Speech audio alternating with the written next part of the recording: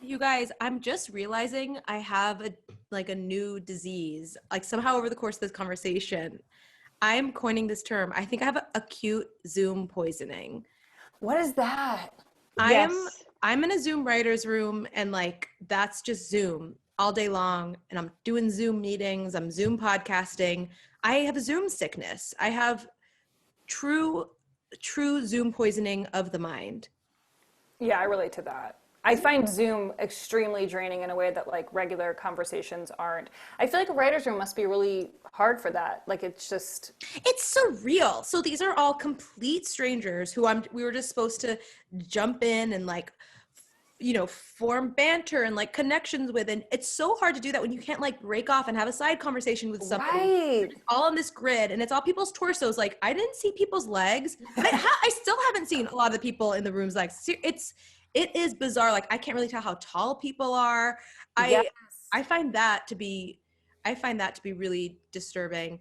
But it's I mean, you form a sense of closeness with people, these like digital simulacra, and Oh, big word.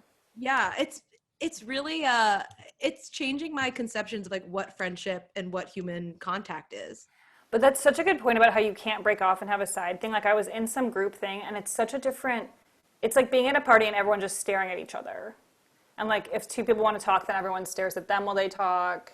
And then like you can't connect in that sort of setting. It has to be like one big conversation. Wait, I might be gosh. realizing that Zoom, that is actually my dream in-person hang where everyone has to pay attention to everyone at the same time and there can be no side combos, because that sometimes I'll have a gathering and it's too many people and I'm like, what are they talking about? What are they talking about? But I like it to be, 10 people in a circle and we're all in the same conversation. That does sound good. But I know what you mean, Caroline, about Zoom fatigue. Like Zoom, I don't know. I have another podcast, Esther Club, and like I don't like Zooming. I'll do it for Caroline and this show because it's worth it, because we can have such good conversations with cool people about important things like makeup. But yeah, it's a bummer. How do you do your other one? I do it just me, or like when I had my friend Annie Letterman come and do it today. What's funny? What? It's really just you doing a stream of consciousness into your phone camera. It is amazing. And that's what I thought, because I like listened to it and I was like, I know you did a solo episode, but I didn't know that was like a consistent thing for that show. Is it typically just you? That's so hard, by the way. I don't know how she does it. Some call it the ramblings of a mad woman. Some call it a very successful solo podcast. I am, Esther, truly amazed that you have like enough to say and the stamina to do that.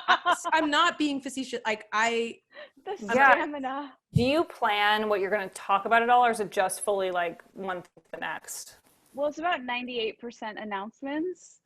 So 2% Esther and I both started multiple quarantine businesses, and poor podcast listeners, they just have to hear. I can't. Esther, you're doing God's work. I mean, Lauren, you're no slouch yourself. You are the queen of podcasting. I can't stop doing How do you do now? Do you, all the ones you start, do they go all the time, or are they seasons, and like how does it work? Yeah, walk us through your you could send us like the ad agreements. Like we really want to look at some of those. I would love to explain. A lot of them I've wrapped up, and they're kind of in the past unless I decide to bring it back. So currently I only have Newcomers, which is my show with Nicole Byer, where we watched all of Star Wars the first season, and then this season we're watching all of Lord of the Rings, which is no small feat, by the way. They're fucking the longest movies I've ever seen in my life.